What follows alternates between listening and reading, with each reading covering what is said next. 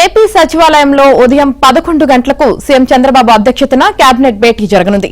రాష్ట్ర పెట్టుబడుల ప్రోత్సాహక బోర్డు 6వ సమావేశంలో ఆమోదం తెలిపిన 33,000 కోట్ల పెట్టుబడుల 19 ప్రాజెక్టులకు కేబినెట్ ఓకే చెప్పనుంది. ఎనర్జీ, టూరిజం, ఐటీ, ఎలక్ట్రానిక్స్ రంగాల్లో ఈ పెట్టుబడుల ద్వారా దాదాపు 35,000 మందికి ఉద్యోగాలు రానున్నాయి.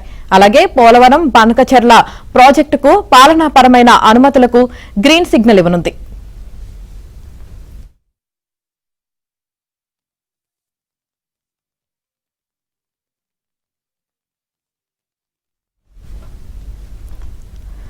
సీఎం చంద్రబాబు ఎంతో ప్రతిష్టాత్మకంగా భావిస్తున్న పోలవరం, బనకచెర్ల ప్రాజెక్టుకు 81,900 కోట్ల రూపాయలతో పాలనాపరమైన అనుమతుల్ని ప్రభుత్వం ఇవ్వనుంది. వచ్చే జూలై నాటికి జలవనరుల శాఖ డీపీఆర్ సిద్దం చేయనుంది.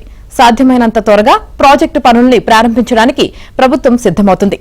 దీంతో పాటు పలు సంస్థలకు భూ కేటాయింపులకు కూడా కేబినెట్ ఆమోదముద్ర వేయనుంది. రాష్ట్ర ప్రభుత్వ ఉద్యోగుల బదిలీలను పారదర్శకంగా చేసే అంశంపై చర్చించనున్నారు.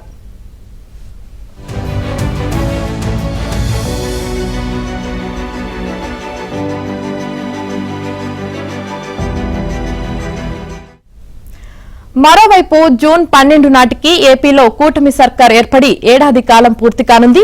ఈ ఏడాది కాలంలో సర్కార్ అమలు చేసిన పెన్షన్ల పెంపు, మత్స్యకార భరోసా, ఏడాదికి 3 ఉచిత గ్యాస్ సిలిండర్లు, DSC notification, land titling act రద్దు, వాట్సాప్ గవర్నెన్స్, కొత్తగా 1,00,000 మందికి వితంతు మహిళలకు పెన్షన్లు, పోలవరం ప్రాజెక్టు పనులు తిరిగి ప్రారంభం, అమరావతి నిర్మాణం పనుల్ని ప్రధాని చేతుల మీదుగా ప్రారంభించడంతో పాటు రాష్ట్ర వ్యాప్తంగా 1,000 కిలోమీటర్ల రోడ్లకు మరమ్మతులు చేయడంపై పెద్ద ఎత్తున ప్రచారం చేసే అంశాలపై కేబినెట్లో చర్చించనున్నారు.